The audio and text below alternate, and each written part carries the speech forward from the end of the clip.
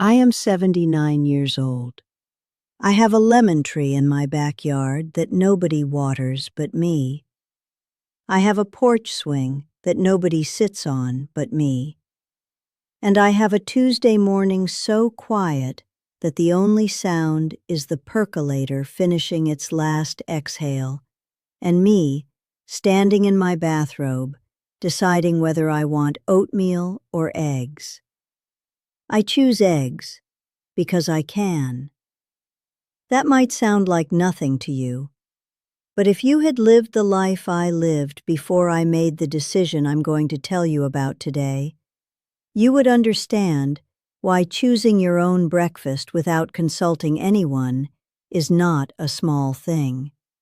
It is, in fact, the whole thing. I want you to stay with me for the next few minutes, not because I have a system to sell you, not because I have 5 easy steps laminated on a refrigerator somewhere, but because something happened to me at 73 years old that rearranged the furniture of my soul. And I think some of you are standing in a house that feels just like mine did, bumping your shins in the dark, wondering why everything hurts. Sit down. I'll put on more coffee. Everyone tells you that the secret to aging gracefully is staying surrounded.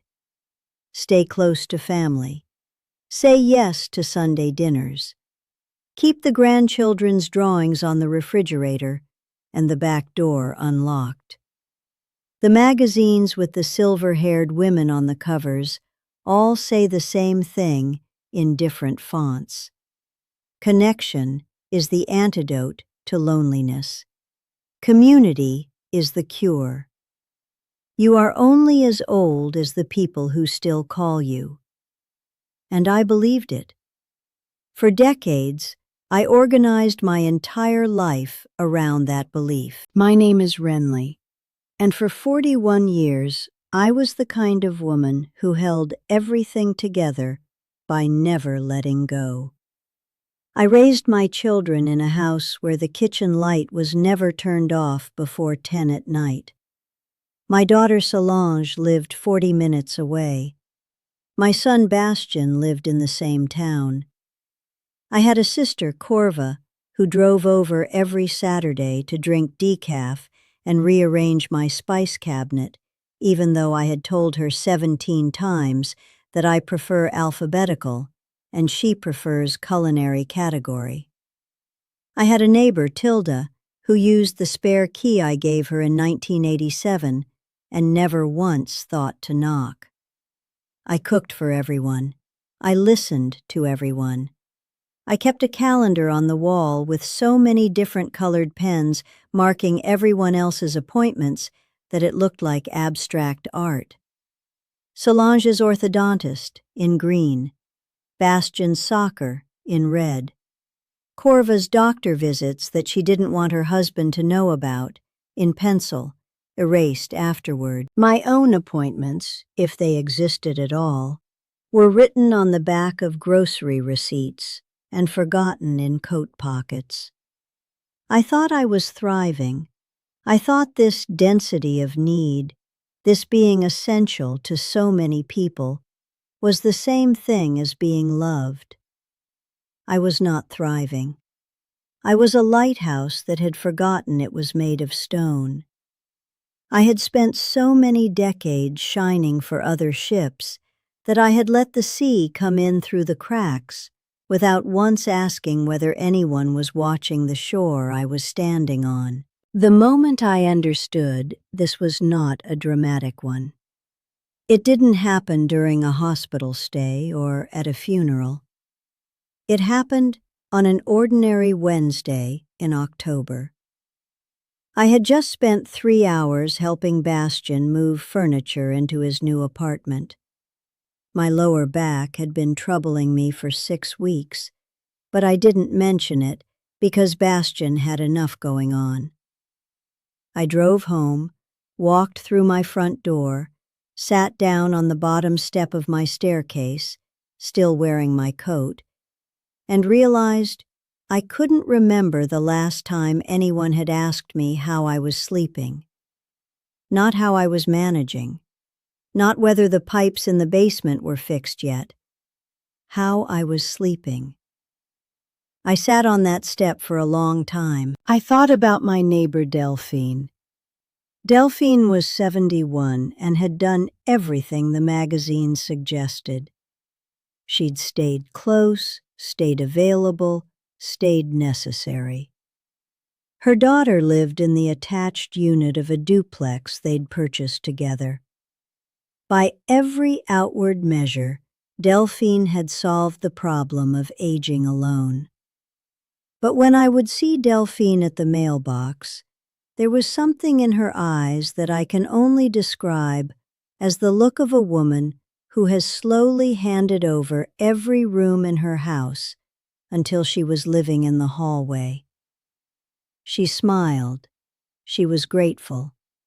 She said things like, "It's so nice that we can all be together." And I would nod, and I would think, yes, but where are you in that sentence, Delphine? Where is the part that is just you? She had traded solitude for proximity and called it love. And the proximity was real, and the love was real. But Delphine herself, the woman with opinions about how the morning should begin and whether the television should be on during dinner, that woman had been quietly negotiated away, piece by piece, until she existed mostly in the service of other people's comfort. 2 years after I sat on my stairs in my coat, I made a decision that everyone in my life told me was cold, selfish, a symptom of depression possibly. Bastian called it a phase. Corva cried, which is her preferred method of disagreement. Solange said, very carefully, in the tone she uses when she thinks I cannot be reasoned with, that she was worried about me. What I did was this. I stopped being available by default. I did not disappear. I did not sever ties. I did not move to a mountain or stop answering my phone. I simply stopped organizing my life around the assumption that my time, my space, and my energy were community property. I told Tilda, kindly but without negotiation, that I needed my spare key back. I told Corva that Saturdays were mine now, and if she wanted to visit, she needed to call first. And she needed to leave the spice cabinet alone. I told Bastian and Solange that I loved them completely, and that I was no longer available every time they needed something lifted or solved or managed, but that I would show up, fully and joyfully, when I had chosen to. I said all of this calmly, not out of anger, not out of hurt. Simply because I had finally looked at my own life and recognized that I had been a guest in it for 40 years, and it was time to move back in. The first month was the hardest, not because I was lonely, because I had to learn what I actually liked. I had been so long in the shape of someone else's needs that my own preferences had become foreign to me. I didn't know whether I wanted to read in the mornings or the evenings, because I'd never had a morning that wasn't already scheduled by someone else. I didn't know whether I liked silence or soft music while I cooked, because there had always been a television on in whatever room I was standing in. I sat with those questions the way you sit with a long illness, patiently, without rushing toward an answer. And slowly, like a garden that someone finally stopped walking through, things began to grow. I started waking up at 5:30 without an alarm, which I had never known about myself. I started taking walks with no destination, which turned out to be the only kind of walk I actually enjoyed. I planted the lemon tree. I bought a book about Byzantine mosaics for no reason other than that the cover made me feel something, and I read it in 3 days, which I had not done with a book since before my children were born. I started to hear myself think. What no one tells you, what the magazines with the silver-haired women cannot afford to tell you, because it contradicts every product they are selling, is that solitude is not the enemy of connection. It is, in fact, the precondition for it. You cannot genuinely meet another person if you have no self to bring to the meeting. You cannot offer real presence to someone you love if you have dissolved yourself entirely into their presence. I see my daughter Solange now on Thursday evenings, and those evenings are the warmest hours of my week because I arrive as myself. I am not the woman who is exhausted from holding everything together. I am not the woman who is half listening because she is mentally rehearsing 3 other conversations she needs to have. I am there, entirely, because I chose to be there, and she can feel the difference. I know she can, because she told me so. She said, "Mom, I don't know what shifted, but you seem like you're actually here now." I did not explain. I just held her hand across the table and said, "Yes, I am." Bastian took longer. He was hurt initially, in the way that people are hurt when they realize a resource they considered renewable has limits. He called less, then he called more. Then one evening he showed up at my door, unannounced, which I normally would have asked him not to do, but I opened the door and looked at my son, who is 52 and still has the same crease in his forehead that he was born with, and I thought, this is not a resource. This is a person who came here because he wanted to see his mother. That is different. I let him in. I made eggs. We talked for 3 hours about nothing of consequence, which is the only conversation that ever really matters. And when he left, he hugged me in the doorway for a moment longer than usual, and I thought, this is what I was trying to protect. Not my mornings, not my quiet. This.